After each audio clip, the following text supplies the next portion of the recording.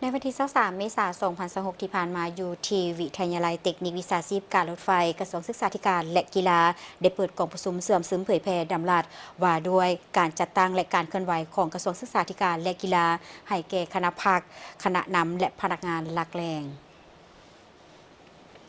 ภายใต้การเป็นประธานของห้องศาสตราจารย์ปริญญาเอกทองสฤทธิ์มังนอเมฆห้องนายกรัฐมนตรีกระทรวงศึกษาธิการและกีฬากองประชุมครั้งนี้ก็เพื่อปรับปรุงโครงจักรการจัดตั้งของแขนงการศึกษา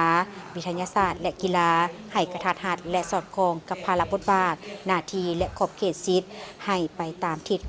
กระทรวงหนึ่งกรมหนึ่งแผนกหนึ่งคุ้มครองหลายเวียกและแบ่งความรับผิดชอบตามการแบ่งขั้นคุ้มครองพร้อมทางปรับปรุงกลไกการบริหารคุ้มครองแต่ละขั้นให้มีความจะแจ้งชัดเจนและหลีกเลี่ยงเวียกงานที่ซ้ำซ้อนกันและให้สอดคล้องกับแนวทางนโยบายของพรรคระเบียบกฎหมายของรัฐและสอดคล้องกับจุดพิเศษและความรับผิดชอบของแต่ละภาคส่วนโดยได้มีการค้นคว้ากำหนดและซับซ้อนกงจักช่วยหนุนของกระทรวงศึกษาธิการและกีฬาปรับปรุงภาระบทบาทหน้าที่และขอบเขตสิทธิ์ของบรรดาองค์การกรมองค์การเทียบเท่าของกรมแผนกและหน่วยงานให้ไปตามทิศกรมหนึ่งแผนกหนึ่งแขนงหนึ่งและผู้หนึ่งเฮ็ดหลายเวียกและค้นคว้าสร้างแผนปรับปรุงซับซ้อนและจัดวางบุคลากรขึ้นใหม่ให้แทนเหมาะกับตัวจริงเน้นคุ้มครองสภาพเวียกงานเป็นต้นต่อแก้ไขสภาพพนักงานเหลือบ่พอสุขยูส่งเสริมผู้ดีผู้เก่งเฮ็ดเวียกมีคุณภาพผู้หนึ่งเฮ็ดได้หลายเวียกอุทิศตนเพื่อรับใช้ประชาชนและประเทศชาติอย่างแท้จริง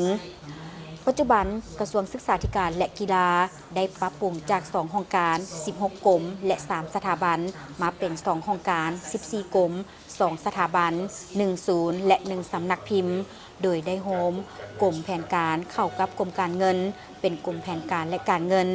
โฮมกรมสร้างครูและสถาบันพัฒนาการบริหารการศึกษาเข้ากันเป็นกรมพัฒนาครูและบริหารการศึกษาค้นคว้ายุคกรมกิจกรรมนักศึกษาแล้วโอนเวียกงานกรมดังกล่าวขึ้นกับกรมหัวมือต่างประเทศยุบศูนย์ ICT แล้วโอนเวียกของศูนย์ดังกล่าวไปขึ้นกับกรมแผนการและการเงินและสถาบันค้นคว้าวิทยาศาสตร์การศึกษา